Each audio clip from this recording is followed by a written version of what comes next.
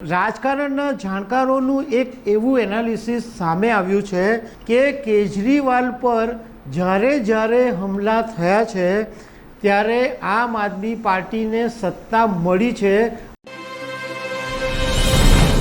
નમસ્કાર દર્શક મિત્રો, અત્યારે છેલ્લા કેટલાક દિવસોથી જો એક મોટી ચર્ચા નેશનલ લેવલ પર ચાલતી હોય તો એ અરવિંદ કેજરીવાલની છે।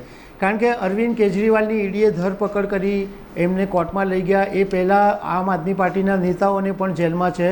પરંતુ રાજકારણના જાણકારોનું એક એવું એનાલિસિસ સામે આવ્યું છે કે કેજરીવાલ પર જ્યારે હુમલા થયા છે ત્યારે આમ આદમી પાર્ટીને સત્તા મળી છે અને ભારતીય જનતા પાર્ટીએ મોટું નુકસાન વેઠવું પડ્યું છે। અત્યારના જ એક વિવાદની વાત કરીએ તો ભારતીય જનતા પાર્ટીએ એક એવું બેનર મૂક્યું છે કે જેમાં કેજરીવાલનો ફોટો મૂકવામાં આવ્યો છે અને એવું લખ્યું છે कि वो कहते हैं भ्रष्टाचारी को बचाओ और मोदी जी कहते हैं भ्रष्टाचार को हटाओ।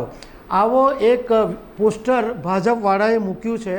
પરંતુ જો તમે જૂનો ઇતિહાસ તપાસશો ને તો તમને ખબર પડશે કે જ્યારે ભાજપે આવી રીતના બેનરો દ્વારા, જાહેરાતો દ્વારા કે બીજી કોઈ પણ રીતે આમ આદમી પાર્ટી અને કેજરીવાલ પર હુમલા કર્યા છે, એટલી દરેક વખત આમ આદમી પાર્ટી સત્તામાં આવી છે અને આમ આદમી પાર્ટીને જ ફાયદો થયો છે। ભાજપે નુકસાન વેઠવાનો વારો આવ્યો છે। હું તમને ત્રણેક મુદ્દાઓ ધ્યાન પર લાવીને બતાવું કે પહેલો એક કિસ્સો તો 2015નો, જ્યારે દિલ્હી વિધાનસભાની ચૂંટણી હતી ત્યારે ભાજપવાળાએ એક એવું પોસ્ટર મૂકેલું કે અરવિંદ કેજરીવાલ બે બાળકોના માથા ઉપર હાથ મૂકે છે અને એ વ્યંગ ચિત્ર હતું અને એની અંદર ભાજપવાળાએ એવું લખેલું હતું કે સત્તા માટે બાળકોની ખોટી કસમ હું ખાતો રહીશ અને રાત દિવસ ઇનામદારીનો ડંકો પણ વગાડતો રહીશ। આવું 2015ની વિધાનસભાની ચૂંટણીમાં ભાજપે વ્યંગ ચિત્ર મૂકેલું હતું કેજરીવાલની વિરુદ્ધમાં। બીજું એક વ્યંગ ચિત્ર એવું મૂકેલું ભાજપે કે આમ आदमी हूँ सरकारी बंगला नहीं अपनाऊंगा परंतु 15 दिन में आलीशान मकान में जम जाऊंगा। આવું અરવિંદ કેજરીવાલની સામે પોસ્ટર વોર ભાજપે શરૂ કરેલું। બીજી એક વખત અરવિંદ કેજરીવાલના ગોત્ર વિશે ભાજપે વાત કરી કે દેશના કરોડો લોકો ગણતંત્ર દિવસને રાષ્ટ્રીય પર્વ માને છે અને ગૌરવ માને છે, પરંતુ આપના ઉપદ્રવી ગૌત્ર એમાં અડચણ ઊભી કરવાની કોશિશ કરે છે। આ ત્રણેક મુદ્દાઓ તમને ખાલી વાત કરી। હવે એની જે અસર પડી એ તમને બતાવો તો 2015ની અંદર અને 2020માં વિધાનસભાની ચૂંટણી થઈ, 2022માં MCDની ચૂંટણી થઈ, એ બધાની અંદર આમ આદમી પાર્ટીએ જીત મેળવી અને ભાજપે હાર મેળવી। 2015માં શું થયું કે વિધાનસભાની ચૂંટણી થઈ અને આમ આદમી પાર્ટીને 70 બેઠકોમાંથી 67 બેઠકો મળી। મતલબમાં આમ આદમી પાર્ટી 67 બેઠકો પર જીત મેળવી અને આમ આદમી પાર્ટીનો વોટ શેર 54.3% જેટલો થયો।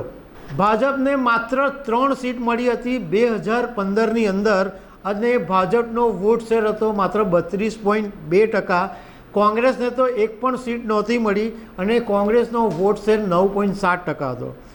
2020માં વિધાનસભાની ચૂંટણી ફરી આવી, એમાં ભાજપે કેજરીવાલને આતંકવાદી કહી દીધેલા અને એ વખતે 70માંથી 62 બેઠકો પર આમ આદમી પાર્ટીએ જીત મેળવી અને દિલ્હીમાં સરકાર બનાવી અને વોટ શેર 53.57% આમ આદમી પાર્ટીનો હતો।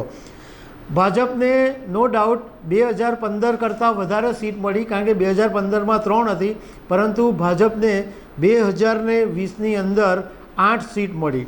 કોંગ્રેસનું તો પાછું તેમનું તેમ 0 જ હતું અને એની સામે કોંગ્રેસનો વોટ શેર ઘટીને 4% જેટલો થઈ ગયો અને ભાજપનો વોટ શેર 32%થી વધીને 38% થયો।